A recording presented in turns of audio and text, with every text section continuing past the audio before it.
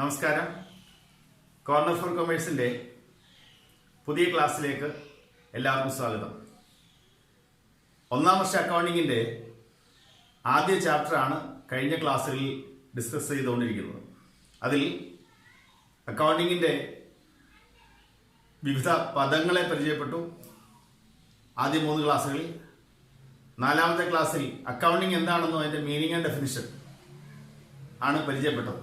അപ്പോൾ ഇന്നത്തെ ക്ലാസ്സിൽ നമ്മൾ ബ്രാഞ്ചസ് ഓഫ് അക്കൗണ്ടിങ്, അതുപോലെ qualitative characteristics of accounting information, അതുപോലെ ഒബ്ജക്റ്റീവ്സ് ഓഫ് അക്കൗണ്ടിങ്, ലക്ഷ്യങ്ങൾ, അക്കൗണ്ടിങ്ങിന്റെ ലക്ഷ്യങ്ങൾ, അവസാനമായി യൂസേഴ്സ് ഓഫ് അക്കൗണ്ടിങ് ഇൻഫർമേഷൻ, ഇത്രയും കാര്യങ്ങളാണ് ഈ ചാപ്റ്ററിൽ അവശേഷിക്കുന്നത്. അവയാണ് ഇന്നത്തെ ക്ലാസ്സിലൂടെ നമ്മൾ കാണാൻ പോകുന്നത്. ആദ്യമായിട്ട് നമ്മൾ കാണുന്നത് ബ്രാഞ്ചസ് ഓഫ് അക്കൗണ്ടിങ് ആണ്. ബ്രാഞ്ചസ് ഓഫ് അക്കൗണ്ടിങ് എന്ന് പറയുമ്പോൾ അക്കൗണ്ടിങ്ങിന്റെ വിവിധ ശാഖകൾ, പ്രധാനമായും 3 ശാഖകളാണ്, 3 ബ്രാഞ്ചുകളാണ് അക്കൗണ്ടിങ്ങിനുള്ളത്. ആദ്യത്തേതിനെ നമ്മൾ ഫിനാൻഷ്യൽ അക്കൗണ്ടിങ് എന്ന് വിളിക്കും, രണ്ടാമത്തേതിനെ കോസ്റ്റ് അക്കൗണ്ടിങ് എന്ന് വിളിക്കും, മൂന്നാമത്തേതിനെ മാനേജ്മെന്റ് അക്കൗണ്ടിങ് എന്ന് വിളിക്കും. ഇതിനെക്കുറിച്ച് കൂടുതൽ ഡീറ്റെയിൽസ് ഒന്നും നിങ്ങൾക്ക് അറിയേണ്ട, സിമ്പിളായി മനസ്സിലാക്കിയാൽ മതി. കൂടുതൽ ഡീറ്റെയിൽസ് ഹയർ സ്റ്റഡീസിൽ നിങ്ങൾക്ക് ഉണ്ടായിരിക്കുന്നതാണ്. ഫിനാൻഷ്യൽ അക്കൗണ്ടിങ് എന്ന് പറഞ്ഞാൽ അതാണ് നമ്മൾ ഈ വർഷം പഠിക്കാൻ പോകുന്ന, 1ാം വർഷം പഠിച്ചു തുടങ്ങുന്നത്. കോസ്റ്റ് അക്കൗണ്ടിങ്ങും മാനേജ്മെന്റ് അക്കൗണ്ടിങ്ങും നിങ്ങൾക്ക് ഹയർ സ്റ്റഡീസിന് മാത്രമേ പഠിക്കാനുള്ളൂ. എങ്കിലും അതിന്റെ ചെറിയൊരു മീനിങ് മാത്രം നമ്മൾ പറയുന്നു. ആദ്യം ഫിനാൻഷ്യൽ അക്കൗണ്ടിങ്. ഫിനാൻഷ്യൽ അക്കൗണ്ടിങ് എന്ന് പറഞ്ഞാൽ നമ്മൾ കഴിഞ്ഞ ദിവസം പറഞ്ഞ അക്കൗണ്ടിങ് ആണ്. In financial accounting the transactions are recorded. നമ്മൾ ട്രാൻസാക്ഷൻസ് റെക്കോർഡ് ചെയ്യുന്നു in order to ascertain the result of the business. Result എന്ന് പറഞ്ഞാൽ profit or loss, and to ascertain the financial position of the business. ബിസിനസിന്റെ ലാഭനഷ്ടങ്ങൾ അറിയാനും financial position അറിയാനും വേണ്ടി നമ്മൾ ട്രാൻസാക്ഷൻസിനെ റെക്കോർഡ് ചെയ്യുന്നു. And providing financial information to users. Financial information, ലഭ്യമായ വിവരങ്ങൾ, അക്കൗണ്ടിംഗ് ഇൻഫർമേഷൻ ആവശ്യക്കാർക്ക് ലഭ്യമാക്കുന്നു. ഇത്രയും കാര്യങ്ങൾ നടക്കുന്ന അക്കൗണ്ടിംഗ് ശാഖയാണ് financial accounting. So financial accounting എന്ന് പറഞ്ഞാൽ ട്രാൻസാക്ഷൻസിനെ റെക്കോർഡ് ചെയ്തുകൊണ്ട് ഒരു ബിസിനസിന്റെ ലാഭനഷ്ടങ്ങൾ കണ്ടുപിടിക്കുന്നു, അതിന്റെ ഫിനാൻഷ്യൽ പൊസിഷൻ മനസ്സിലാക്കുന്നു, ഇതിൽ നിന്നുണ്ടാകുന്ന ഫിനാൻഷ്യൽ ഇൻഫർമേഷൻ നമ്മൾ ആവശ്യക്കാർക്ക് അല്ലെങ്കിൽ യൂസേഴ്സിന് കൊടുക്കുന്നു. ഇത്രയും കാര്യങ്ങൾ ചെയ്യുന്ന അക്കൗണ്ടിംഗ് ശാഖയാണ് financial accounting. So financial accounting deals with recording of business transactions in order to ascertain the profit or loss and the financial position of a business, and providing necessary information, financial information or accounting information to the users. ഇതാണ് financial accounting. രണ്ടാമത്തെ branch അത് cost accounting ആണ്. Cost accounting എന്ന് പറഞ്ഞാൽ, cost എന്ന് പറഞ്ഞാൽ ഒരു ഉൽപ്പന്നത്തിന്റെ, ഒരു പ്രൊഡക്റ്റിന്റെ അല്ലെങ്കിൽ സർവീസിന്റെ ഉൽപാദന ചെലവിനെയാണ് നമ്മൾ കോസ്റ്റ് എന്ന് വിളിക്കുന്നത്. The amount expended or spend for producing something, some products or service. അതിനുവേണ്ടി ഒരു ഉൽപ്പന്നത്തിന്റെ ഉൽപാദന ചെലവ് അറിയണമെങ്കിൽ we have to record all the expenses or expenditure regarding the production. ഉൽപാദനവുമായി ബന്ധപ്പെട്ട എല്ലാ ചെലവുകളും റെക്കോർഡ് ചെയ്ത് വെക്കേണ്ടതുണ്ട്. ഇങ്ങനെ ഉൽപാദനവുമായി ബന്ധപ്പെട്ട ചെലവുകൾ റെക്കോർഡ് ചെയ്ത് വെച്ചിട്ട് അതിൽ നിന്നൊരു ഉൽപ്പന്നത്തിന്റെ കോസ്റ്റ് ഓഫ് പ്രൊഡക്ഷൻ കണ്ടുപിടിക്കുന്നതുമായി ബന്ധപ്പെട്ട അക്കൗണ്ടിംഗ് ശാഖയാണ് cost accounting. So cost accounting deals with ascertainment of the cost of production of a product or service. ഒരു ഉൽപ്പന്നത്തിന്റെ അല്ലെങ്കിൽ സേവനത്തിന്റെ ഉൽപാദന ചെലവ് കണ്ടുപിടിക്കുന്നതുമായി ബന്ധപ്പെട്ട അക്കൗണ്ടിംഗ് ബ്രാഞ്ചാണ്, ഒരു ശാഖയാണ് കോസ്റ്റ് അക്കൗണ്ടിംഗ്. ഇതാണ് രണ്ടാമത്തെ ബ്രാഞ്ച്, കോസ്റ്റ് അക്കൗണ്ടിംഗ്. ഒരു ഉൽപാദനം നടക്കുന്നു, അല്ലെങ്കിൽ സാധനങ്ങളാവാം സേവനങ്ങളാവാം, അതിന്റെ എക്സ്പെൻഡിച്ചറുകൾ, ചെലവുകൾ റെക്കോർഡ് ചെയ്ത് വെച്ചിട്ട് അതിൽ നിന്ന് അതിന്റെ ആ ഉൽപ്പന്നത്തിന്റെ ഉൽപാദന ചെലവ്, കോസ്റ്റ് ഓഫ് പ്രൊഡക്ഷൻ, ഉൽപാദന ചെലവ് കണ്ടുപിടിക്കുന്നു. ഇതാണ് കോസ്റ്റ് അക്കൗണ്ടിംഗ്. മൂന്നാമത്തേത് മാനേജ്മെന്റ് അക്കൗണ്ടിംഗ് ആണ്. മാനേജ്മെന്റ് അക്കൗണ്ടിംഗ് എന്ന് പറഞ്ഞാൽ അതിന്റെ പേരിൽ തന്നെയുണ്ട്. It is the accounting which assist the management to take decisions or make decision or in the decision making process. Management എന്ന് പറഞ്ഞാൽ ഒരു സ്ഥാപനത്തിന്റെ മാനേജ്മെന്റ്, അതിന് കാര്യങ്ങൾ ചെയ്യുന്ന സംവിധാനമാണ് മാനേജ്മെന്റ്. അവർക്ക് ഒരുപാട് തീരുമാനങ്ങൾ എടുക്കേണ്ടതുണ്ട്. അവർക്ക് ഏത് ഒരാൾക്കും തീരുമാനങ്ങൾ എടുക്കണമെങ്കിൽ അതിനാവശ്യം വിവരങ്ങളാണ്, ഇൻഫർമേഷനാണ്. അപ്പോൾ ഈ മാനേജ്മെന്റ് എടുക്കുന്ന തീരുമാനങ്ങൾക്ക് ആവശ്യമായ അക്കൗണ്ടിംഗ് ഇൻഫർമേഷൻ പ്രൊവൈഡ് ചെയ്തുകൊണ്ട് മാനേജ്മെന്റിന്റെ തീരുമാനങ്ങളെ സഹായിക്കലാണ് മാനേജ്മെന്റ് അക്കൗണ്ടിങ്ങിന്റെ ജോലി. അതിന് ഫിനാൻഷ്യൽ അക്കൗണ്ടിങ്ങിൽ നിന്ന് കിട്ടുന്ന വിവരങ്ങളെ ഇവർ അനലൈസ് ചെയ്യുന്നു, ഇന്റർപ്രറ്റ് ചെയ്യുന്നു. കഴിഞ്ഞ ക്ലാസ്സിൽ നമ്മൾ അക്കൗണ്ടിങ്ങിന്റെ പറഞ്ഞാണ് interpretation, analysis and interpretation of accounting data. Accounting ഡാറ്റയെ അനലൈസ് ചെയ്ത് ഇന്റർപ്രറ്റ് ചെയ്യുന്നു. ഒരു പ്രോഫിറ്റ് കിട്ടിയാൽ 50,000 രൂപ പ്രോഫിറ്റ് എന്ന് പറഞ്ഞാൽ അതിനെ നമുക്ക് പ്രത്യേകിച്ച് വലിയ മീനിങ് ഉണ്ടാക്കിയെടുക്കാൻ പറ്റും. പക്ഷെ 50,000 രൂപ പ്രോഫിറ്റ് എത്ര ശതമാനമാണ് നമ്മുടെ മുടക്കുമുതലിന്റെ എത്ര ശതമാനമാണെന്ന് അറിഞ്ഞാൽ നമുക്ക് അതിനകത്ത് ഒരുപാട് കാര്യങ്ങൾ മനസ്സിലാക്കാം.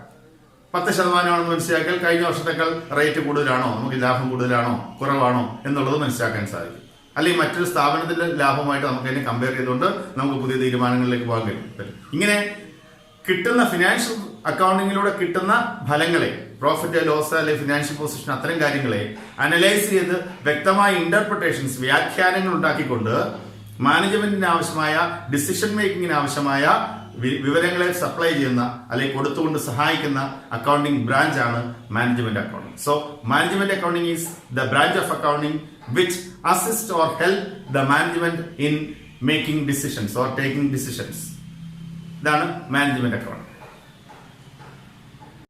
അടുത്തതായിട്ട് നമ്മൾ മനസ്സിലാക്കുന്നത് qualitative characteristics of accounting information ആണ്. Qualitative characteristics of accounting information. 4 characteristics ആണ് അക്കൗണ്ടിംഗ് ഇൻഫർമേഷൻ ഉണ്ടായിരിക്കേണ്ടത്. 4 പ്രധാന സവിശേഷതകൾ അക്കൗണ്ടിംഗ് ഇൻഫർമേഷൻ, നമ്മൾ അക്കൗണ്ടിങ്ങിലൂടെ ലഭ്യമാകുന്ന വിവരങ്ങൾക്ക് 4 ഗുണങ്ങൾ ഉണ്ടായിരിക്കണം, 4 ക്വാളിറ്റീസ് ഉണ്ടായിരിക്കണം. ഒന്നാമത്തേത് റിലയബിലിറ്റി ആണ്, റിലയബിലിറ്റി. രണ്ടാമത്തേത് റെലവൻസ് ആണ്, reliability, relevance. 3 understandability, understandability. 4 comparability. ഈ 4 പ്രത്യേകതകൾ, സവിശേഷതകൾ അക്കൗണ്ടിങ്ങിലൂടെ ലഭ്യമാകുന്ന വിവരങ്ങൾക്കുണ്ടാവണം. ഓരോന്നും നമുക്ക് പരിശോധിക്കാം. ആദ്യത്തേത് റിലയബിലിറ്റി ആണ്. റിലയബിലിറ്റി എന്നുള്ള വാക്കിന്റെ അർത്ഥം വിശ്വാസ്യത, വിശ്വസിക്കാൻ പറ്റുന്നതാണ്. The accounting information should be dependable, depend ചെയ്യാൻ പറ്റുന്നതായിരിക്കണം, നമുക്ക് ആശ്രയിക്കാൻ പറ്റുന്നതായിരിക്കും. That means the accounting information should be free of errors and bias. തെറ്റുകൾ ഉണ്ടാവാൻ പാടില്ല, ബയാസ്ഡ് ആവാൻ പാടില്ല, പക്ഷപാതപരമായി എഴുതിയ അല്ലെങ്കിൽ എന്തെങ്കിലുമൊക്കെ മറയ്ക്കാനോ ഒളിക്കാനോ അല്ലെങ്കിൽ എന്തെങ്കിലുമൊക്കെ ആരുടെയെങ്കിലുമൊക്കെ സഹായത്തിന് വേണ്ടിയോ എഴുതിയാവാൻ പാടില്ല. ഫ്രീ ആയിരിക്കണം, എല്ലാ അർത്ഥത്തിനും ഫ്രീ ആയിരിക്കണം. ഒരു തെറ്റുകളുണ്ടാകാതെ സത്യസന്ധമായി, ട്രൂത്ത്ഫുള്ളായി, ഫെയ്ത്ത്ഫുള്ളായി എഴുതിയ, ന്യൂട്രൽ ആയിട്ട് എഴുതിയ, ബയാസ്ഡ് ആവാൻ പാടില്ല, ന്യൂട്രൽ ആയിട്ട്, ഒരു നിഷ്പക്ഷമായി എഴുതിയ, ട്രൂത്ത്ഫുൾ ആയി എഴുതിയ, ഫെയ്ത്ത്ഫുൾ ആയിട്ട് എഴുതിയ, വെരിഫയബിൾ ആയിട്ടുള്ള, വെരിഫയബിൾ എന്ന് പറഞ്ഞാൽ നമുക്ക് അതിന്റെ ശരിയെ, തെറ്റുകളെ അല്ലെങ്കിൽ എന്തെങ്കിലും അതിന്റെ പ്രത്യേകതകളെ, ആ അക്കൗണ്ടിംഗ് ട്രാൻസാക്ഷൻ നടന്നിട്ടുള്ളതാണോ എന്നൊക്കെയുള്ള കറക്റ്റ് ആണോ എന്നൊക്കെ ചെക്ക് ചെയ്യാൻ പറ്റണം, വെരിഫയബിൾ ആവണം. അതിനെക്കുറിച്ച് നമ്മൾ പിന്നീട് പഠിക്കുന്നുണ്ട്. അക്കൗണ്ടിംഗ് ട്രാൻസാക്ഷൻ വെരിഫയബിൾ ആവണമെങ്കിൽ അതിന് സപ്പോർട്ട് ചെയ്യുന്ന ഡോക്യുമെന്റ്സ്, നമ്മൾ പഠിച്ചിട്ടുള്ള കണ്ടിട്ടുള്ള രസീതുകളും ബില്ലുകളും ഒക്കെ. ഞാനിപ്പോ ഒരു സ്ഥാപനത്തിൽ 1000 രൂപ മുടക്കി ഒരു സാധനം പർച്ചേസ് ചെയ്തെന്ന് പറഞ്ഞാൽ ഞാൻ അക്കൗണ്ടന്റ് ആണെങ്കിൽ അതിനെ ശരിവെക്കാൻ വേണ്ടി ഞാൻ ആ പർച്ചേസിന്റെ ബില്ലൂടെ ഇതിനോടൊപ്പം സൂക്ഷിച്ചാൽ മതി. അപ്പോൾ ആ ട്രാൻസാക്ഷൻ എഴുതിയിരിക്കുന്നത് വെരിഫയബിൾ ആണ്. ട്രാൻസാക്ഷൻ നോക്കിയാൽ വെരിഫൈ ചെയ്യാൻ വേണ്ടി എനിക്ക് അല്ലെങ്കിൽ മറ്റൊരാൾക്ക് എന്റെ ഈ ബില്ലിനെ നോക്കിയാൽ ഞാൻ എഴുതിയിരിക്കുന്ന ട്രാൻസാക്ഷൻ കറക്റ്റ് ആവും. അപ്പൊ ഇങ്ങനെ വെരിഫയബിൾ ആയിരിക്കണം, ഫെയ്ത്ത്ഫുൾ ആയിരിക്കണം, അതുപോലെ തന്നെ ന്യൂട്രൽ ആയിരിക്കണം accounting information. ഇതാണ് reliability. So reliability means the transactions or the accounting information should be dependable. That means it should be free from errors and bias. Accounting information should be faithful, neutral and verifiable. അടുത്ത characteristics എന്ന് പറയുന്നത് relevance ആണ്. Accounting informationന്റെ relevance. Accounting information should be relevant. That means it should be available to the users in time and should help them or must help them in decision making. അതായത് ഇതിന്റെ യൂസേഴ്സിന് ഈ accounting information കൃത്യസമയത്ത് ആവശ്യമുള്ള information ലഭ്യമാക്കുക. ആ കൊടുക്കുന്ന information കൊണ്ട് അവർക്ക് അതിന്റെ പ്രയോജനം ഉണ്ടാവണം, അവർക്ക് ഡിസിഷൻ മേക്കിങ്ങിനെ സപ്പോർട്ട് ചെയ്യാൻ സഹായിക്കണം. കൃത്യമായ അതുപോലെ തന്നെ ആ ഇൻഫർമേഷൻ വെച്ചുകൊണ്ട് പ്രൊഡിക്ഷൻസ് സാധ്യമാകണമെന്നൊക്കെ പറയുന്നു. പ്രൊഡിക്ഷൻസ് സാധ്യമാകണം, നമുക്ക് ആവശ്യമായ പ്രൊജക്ഷൻസ് അല്ലെങ്കിൽ ഭാവിയിലെ ചില കാര്യങ്ങൾ നമുക്ക് ഈ ഇപ്പോഴുള്ള അനുഭവത്തിലുള്ള ഇൻഫർമേഷൻ വെച്ചുകൊണ്ട് പ്രൊഡിക്റ്റ് ചെയ്യാൻ പറ്റണം. അപ്പോൾ റെലവൻസ് എന്ന് പറഞ്ഞാൽ the information, accounting information should be provided in time, should be given in time and should help the users in decision making. യൂസേഴ്സിനെ അവരുടെ തീരുമാനങ്ങൾ എടുക്കുന്നതിന് സഹായിക്കുന്ന കൃത്യമായ ഇൻഫർമേഷൻ ആയിരിക്കണം കൊടുക്കേണ്ടത്. അവർക്ക് ആവശ്യമുള്ള ഏത് ഇൻഫർമേഷൻ ആണോ അത് തന്നെ ആയിരിക്കണം കൊടുക്കേണ്ടത്. അത് കൊടുക്കേണ്ടത് that should be in time. ഇതാണ് റിലവൻസിന്റെ അർത്ഥം. അടുത്ത qualitative characteristics of accounting information എന്ന് പറയുന്നത് അണ്ടർസ്റ്റാൻഡബിലിറ്റി ആണ്. അണ്ടർസ്റ്റാൻഡബിലിറ്റി എന്ന് പറഞ്ഞാൽ the accounting information should be interpreted and understood by the user in the same sense as it is prepared.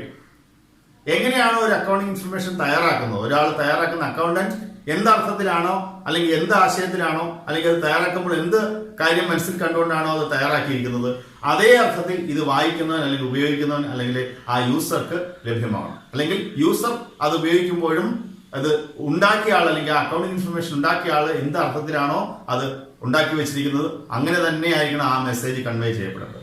ഇതാണ് understandability. In understandability, the accounting information should be understood and interpreted by the user in the same sense as it is prepared. എങ്ങനെയാണ് ഇത് prepare ചെയ്തിട്ടുള്ളത് അതേ സെൻസിൽ മനസ്സിലാക്കപ്പെടണം. Accounting ഇൻഫർമേഷന്റെ അവസാനത്തെ quality comparability ആണ്. Compare ചെയ്യാൻ കഴിയുന്നതാണ് accounting information. താരതമ്യ പഠനത്തിന് അല്ലെങ്കിൽ താരതമ്യം ചെയ്യാൻ സഹായിക്കുന്നതാണ്. That means it should be comparable between different periods or between different firms. നമ്മുടെ തന്നെ വിവിധ കാലങ്ങളുമായി കമ്പയർ ചെയ്യാൻ പറ്റണം. ഉദാഹരണത്തിന് നമ്മുടെ ഈ വർഷത്തെ പ്രോഫിറ്റ് 50,000 ആണ്. കഴിഞ്ഞ വർഷം നമുക്കുണ്ടായിരുന്ന പ്രോഫിറ്റ് 40,000 ആയിരുന്നു. So we can compare. 40,000 ആയിരുന്ന ലാഭം ഇപ്പോൾ ഈ വർഷം 50,000 ഇൻക്രീസ് ചെയ്തു. അപ്പോൾ അത് കമ്പയറബിൾ ആണ്. ആ കിട്ടിയ ഇൻഫർമേഷൻ 50,000 രൂപ ലാഭം എന്ന് പറയുന്നത് കമ്പയറബിൾ ആണ്. അല്ലെങ്കിൽ വേറൊരു സ്ഥാപനവുമായി കമ്പയറബിൾ ആവണം. അതായത് നമുക്ക് 50,000, അടുത്ത സ്ഥാപനത്തിന് 75,000 ആണ്. അപ്പോൾ നമ്മൾ താരതമ്യം ചെയ്യാം. നമ്മളെക്കാൾ ലാഭം കൂടുതൽ അവർക്കാണ്, പ്രോഫിറ്റബിലിറ്റി അവർക്ക് കൂടുതലാണെന്ന് വേണമെങ്കിൽ. അതിനകത്ത് വേറെ ചില കാര്യങ്ങൾ കൂടെ മനസ്സിലാക്കാനുണ്ട് എന്നെങ്കിൽ അത് കൃത്യമായി പറയാൻ പറ്റും. എങ്കിൽ പോലും നമ്മളെക്കാൾ ലാഭം കൂടുതലാണ് ആ സ്ഥാപനത്തിൽ നിന്ന് നമുക്ക് കമ്പയർ ചെയ്തുകൊണ്ട് മനസ്സിലാക്കാൻ കഴിയും. ഇതാണ് comparability. So the accounting information should B comparable ആണ്. അതാണ് കമ്പയറബിലിറ്റി കൊണ്ട് ഉദ്ദേശിക്കുന്നത്. അടുത്തത് ഒബ്ജക്റ്റീവ്സ് ഓഫ് അക്കൗണ്ടിങ് ആണ്. അക്കൗണ്ടിങ്ങിന്റെ ലക്ഷ്യങ്ങൾ, ഒബ്ജക്റ്റീവ്സ് ഓഫ് അക്കൗണ്ടിങ്. എന്തിനാണ് അക്കൗണ്ടിങ്? ഈ അക്കൗണ്ടിങ് എന്ന് പറയുന്ന സംവിധാനത്തെ കുറിച്ച് നമ്മൾ പഠിക്കുന്ന അല്ലെങ്കിൽ അക്കൗണ്ടിങ് എന്നൊരു സംവിധാനം ഓരോ സ്ഥാപനത്തിലും മെയിൻറ്റെയിൻ ചെയ്യുന്നത് എന്തിനു വേണ്ടിയാണ്? ഒന്നാമതായിട്ട് മെയിൻ്റെനൻസ് ഓഫ് ബിസിനസ് റെക്കോർഡ്സ്. ബിസിനസിന്റെ റെക്കോർഡ്സ്, ട്രാൻസാക്ഷൻസിനെ കുറിച്ചുള്ള റെക്കോർഡ്സ് സൂക്ഷിക്കുക എന്നുള്ളതാണ് മെയിൻ്റെനൻസ് ഓഫ് ബിസിനസ് റെക്കോർഡ്സ്. രണ്ടാമത്തേത് ascertainment of profit or loss. സ്ഥാപനത്തിന്റെ ലാഭനഷ്ടങ്ങൾ മനസ്സിലാക്കുക. സ്ഥാപനത്തിന് എത്ര ലാഭം ഉണ്ടായി, എത്ര നഷ്ടമുണ്ടായി, ബിസിനസിന്റെ റിസൾട്ട് എന്താണെന്ന് മനസ്സിലാക്കുക. മൂന്നാമതായിട്ട് ഡെപ്പിക്ഷൻ ഓഫ് ഫിനാൻഷ്യൽ പൊസിഷൻ. സ്ഥാപനത്തിന്റെ സാമ്പത്തിക നില എങ്ങനെയാണ്? നമ്മൾ ഓരോ വർഷം കഴിയുന്നതും നമ്മുടെ സാമ്പത്തിക നില മെച്ചപ്പെടുന്നുണ്ടോ, മോശമാകുന്നുണ്ടോ, ഒരേപോലെയാണോ പോകുന്നത്? ഇത്തരം കാര്യങ്ങൾ ആ സാമ്പത്തിക നില മനസ്സിലാക്കുക. ഫിനാൻഷ്യൽ പൊസിഷൻ ഡെപ്പിക്ട് ചെയ്യുക, അതിനെ പ്രതിഫലിപ്പിക്കുക. അവസാനമായി providing information to users. Accounting information ഉപയോഗിക്കുന്ന ആളുകളുണ്ട് ഒരുപാട്. അതിനെക്കുറിച്ച് നമ്മൾ അടുത്തതായി പറയാം. നമ്മുടെ ബിസിനസ്സിലെ അക്കൗണ്ടിങ്ങുമായി ബന്ധപ്പെട്ട് കിട്ടുന്ന ഇൻഫർമേഷൻ പലർക്കും ആവശ്യമുണ്ട്. ആ ഇൻഫർമേഷൻ ആ യൂസേഴ്സിന് പ്രൊവൈഡ് ചെയ്യുക. ഈ 4 ലക്ഷ്യങ്ങളാണ് അക്കൗണ്ടിങ്ങിനുള്ളത്. ഒന്നാമതായിട്ട് മെയിൻറ്റെയിനിങ് ബിസിനസ് റെക്കോർഡ്സ് ഓഫ് ട്രാൻസാക്ഷൻസിനെ റെക്കോർഡ് ചെയ്ത് സൂക്ഷിക്കുക. ബിസിനസ് ഉണ്ടാകുന്ന ട്രാൻസാക്ഷൻ കൃത്യസമയത്ത് രേഖപ്പെടുത്തി സൂക്ഷിക്കുക. 2 ascertainment of profit or loss. ലാഭനഷ്ടങ്ങളെ നമ്മൾ കണ്ടുപിടിക്കുക. 3 ഡെപ്പിക്ഷൻ ഓഫ് ഫിനാൻഷ്യൽ പൊസിഷൻ. സാമ്പത്തിക നില പ്രതിഫലിപ്പിക്കുക. സ്ഥാപനത്തിന്റെ സാമ്പത്തിക നില അറിയുക, അല്ലെങ്കിൽ മനസ്സിലാക്കുക. ഏറ്റവും അവസാനമായി പ്രൊവൈഡിങ് ഇൻഫർമേഷൻ ടു യൂസേഴ്സ്. ഈ അക്കൗണ്ടിങ് ഇൻഫർമേഷൻ ഉപയോഗിക്കുന്നവർക്ക് ആവശ്യമായ വിവരങ്ങൾ ലഭ്യമാക്കുക. ഇനി നമുക്ക് മനസ്സിലാക്കാനുള്ളത് അക്കൗണ്ടിങ്ങിന്റെ യൂസേഴ്സ്, അക്കൗണ്ടിങ് ഇൻഫർമേഷന്റെ യൂസേഴ്സ് ആരൊക്കെയാണെന്നാണ്. നമ്മൾ നേരത്തെ പറഞ്ഞാണ് അക്കൗണ്ടിങ് ഇൻഫർമേഷൻ കുറെ ആളുകൾക്ക് ആവശ്യമാണ്, യൂസേഴ്സ് ഉണ്ട്. അപ്പൊ ആരൊക്കെയാണ് അക്കൗണ്ടിങ് ഇൻഫർമേഷന്റെ യൂസേഴ്സ്? ആരൊക്കെയാണോ അക്കൗണ്ടിങ് ഇൻഫർമേഷൻ ഉപയോഗിക്കുന്നത് അവരൊക്കെ യൂസേഴ്സ് ആണ്. നമ്മുടെ അക്കൗണ്ടിങ് ഇൻഫർമേഷന്റെ യൂസേഴ്സിനെ നമുക്ക് 2ആയി തിരിക്കാം. 2 തരം യൂസേഴ്സ് ആണുള്ളത്. Internal users and external users. Internal users internal and external. Inside users. Internal means inside users. External means outside users. That means the accounting information is used by someone inside the business. നമ്മുടെ ഉള്ളിലുള്ളവർ ഉപയോഗിക്കുന്നുണ്ട്, someone outside the business. ബിസിനസിന് പുറത്തുള്ളവർ ഉപയോഗിക്കുന്നുണ്ട്. അകത്തുള്ളവർ ഉപയോഗിക്കുന്നവർ ആരൊക്കെയാണോ അവരെയാണ് internal users എന്ന് വിളിക്കുന്നത്. അങ്ങനെ internal യൂസേഴ്സിൽ വരുന്നത് രണ്ട് കൂട്ടരേ ഉള്ളൂ. ബിസിനസിന്റെ ഇൻഫർമേഷൻ, അക്കൗണ്ടിങ് ഇൻഫർമേഷൻ ആവശ്യമായി വരുന്ന രണ്ട് കൂട്ടരേ ഉള്ളൂ. ഒന്ന് ഇതിന്റെ ഓണേഴ്സ് ആണ്, ഉടമസ്ഥർ. ആരാണോ ബിസിനസ്സിൽ മുതൽ മുടക്കി ഈ ബിസിനസിനെ മുന്നോട്ട് കൊണ്ടുപോകുന്നത്, നടത്തിക്കൊണ്ടുപോകുന്നത്, അവർക്ക് ഇതിന്റെ ലാഭനഷ്ടങ്ങൾ അറിയണം, ഫിനാൻഷ്യൽ പൊസിഷൻ അറിയണം, അങ്ങനെ കുറെ കാര്യങ്ങൾ അറിയേണ്ടതുണ്ട്. ആ അക്കൗണ്ടിങ് ഇൻഫർമേഷൻ അവർക്ക് വേണം. അതുകൊണ്ട് ഒന്നാമത്തെ ഗ്രൂപ്പ് ഓണേഴ്സ് ആണ്. രണ്ടാമത്തെ ഗ്രൂപ്പ് ഇതിനകത്തിൽ മാനേജേഴ്സ് മറ്റും കാണും, മാനേജ്മെന്റ് ഉണ്ട്. ഓണേഴ്സ് തന്നെയാണോന്നില്ല കാര്യങ്ങളൊക്കെ നിയന്ത്രിക്കുന്നത്. അവർക്ക് സമയമില്ലെങ്കിൽ അവർ ആ കാര്യങ്ങൾ നിയന്ത്രിക്കാൻ മാനേജ്മെന്റിനെ, ഒരു മാനേജരെയും അല്ലെങ്കിൽ കുറെ മാനേജർമാരെയൊക്കെ അപ്പോയിന്റ് ചെയ്യും. അവർക്ക് ബിസിനസ് നടത്തിക്കൊണ്ടുപോകാൻ ഇതുമായി ബന്ധപ്പെട്ട വിവരങ്ങൾ ആവശ്യമാണ്. അവരാണ് രണ്ടാമത്തെ ഗ്രൂപ്പ്. അപ്പോൾ രണ്ടു തരം ഇന്റേണൽ യൂസേഴ്സ് ആണുള്ളത്. ഒന്ന് ഓണേഴ്സ്, രണ്ടാമത്തേത് മാനേജ്മെന്റ്. അപ്പൊ ഇന്റേണൽ യൂസേഴ്സ് രണ്ട് കൂട്ടർ. ഒന്ന് ഓണേഴ്സ്, രണ്ട് മാനേജ്മെന്റ്. എക്സ്റ്റേണൽ യൂസേഴ്സ് ഒരുപാട് പേരുണ്ട്. അതിൽ ആദ്യത്തേത് എംപ്ലോയീസ് ആണ്. എംപ്ലോയീസ് സ്ഥാപനത്തിനുള്ളിലുള്ളവരല്ലേ എന്ന് ചോദിക്കാം.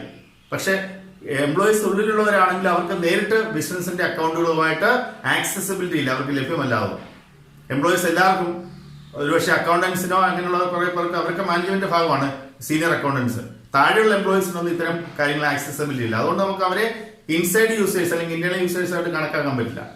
എംപ്ലോയീസിന് അവരുടെ കാര്യങ്ങൾ അറിയണം, അവരുടെ ശമ്പളം കൂടുതൽ കിട്ടണോ, അതിന് ക്ലെയിം ചെയ്യാൻ പറ്റുമോ, സ്ഥാപനത്തിന് ലാഭം എത്രയുണ്ട്, ലാഭം കൂടുന്നുണ്ടോ. സ്ഥാപനത്തിന് ലാഭം കൂടുന്നുണ്ടെങ്കിൽ അവർക്ക് കൂടുതൽ ശമ്പളം അല്ലെങ്കിൽ അവരുടെ വേജസ് അല്ലെങ്കിൽ അവരുടെ സാലറി കൂടുതലായിട്ട് ക്ലെയിം ചെയ്യാം.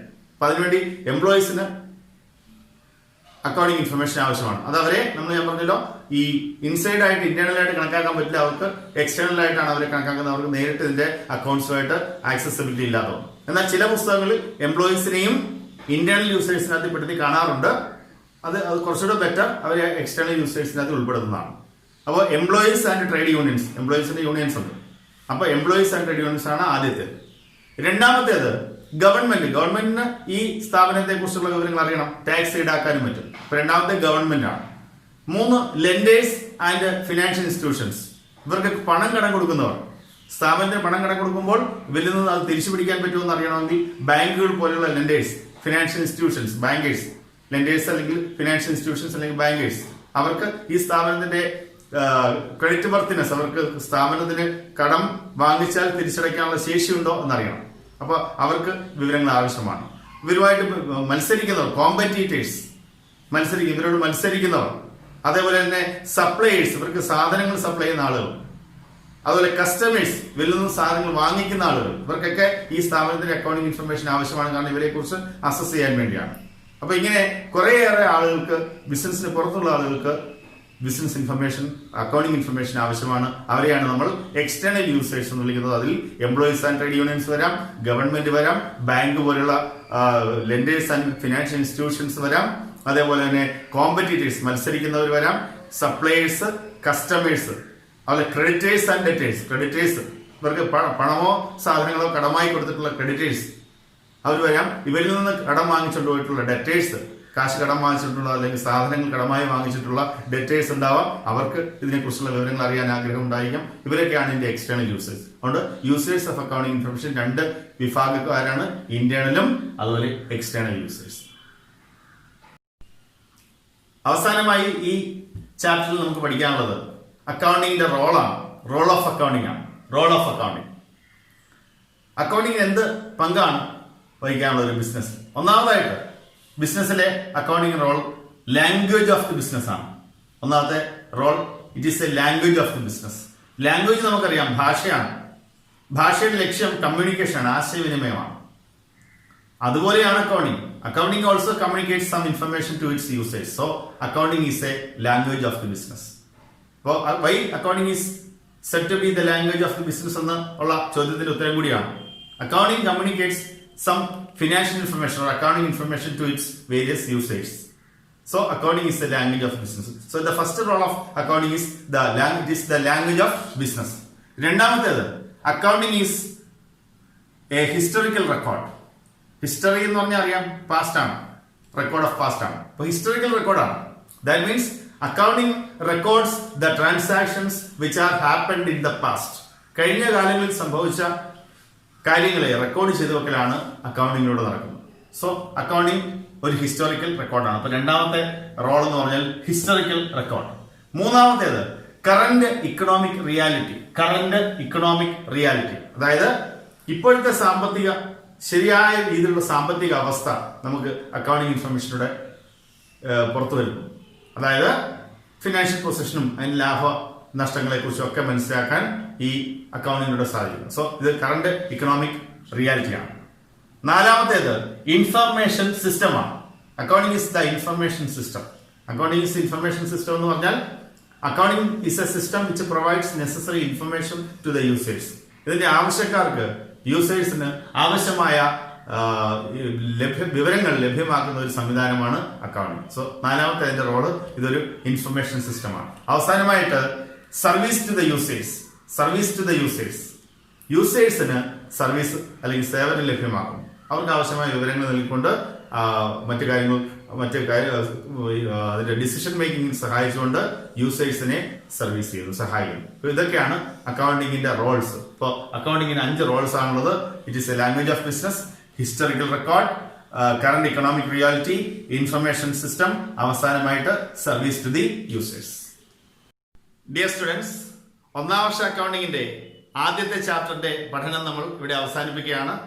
ഈ ചാപ്റ്ററിൽ നമ്മൾ അക്കൗണ്ടിങ് എന്താണെന്ന് മനസ്സിലാക്കി, അതിന്റെ ലക്ഷ്യങ്ങൾ, അതിന്റെ ഉപയോക്താക്കൾ ആരൊക്കെയാണ്, അതുപോലെ ഇതിനകത്തിൽ ഉപയോഗിക്കുന്ന പ്രധാനപ്പെട്ട പദങ്ങളൊക്കെയാണ് പരിചയപ്പെട്ടത്. അപ്പോൾ നിങ്ങൾക്ക് ക്ലാസ്സുകൾ ഇഷ്ടമായെങ്കിൽ ഈ ചാനൽ സബ്സ്ക്രൈബ് ചെയ്യുക. നിങ്ങളുടെ വിലപ്പെട്ട അഭിപ്രായങ്ങൾ, ക്ലാസ്സിനെ കുറിച്ചുള്ള അഭിപ്രായങ്ങൾ കമന്റായിട്ട് രേഖപ്പെടുത്തുക. വീഡിയോ ലൈക്ക് ചെയ്യുക. ഇനി അടുത്ത ചാപ്റ്ററുമായി നമുക്ക് വീണ്ടും കാണാം. നമസ്കാരം.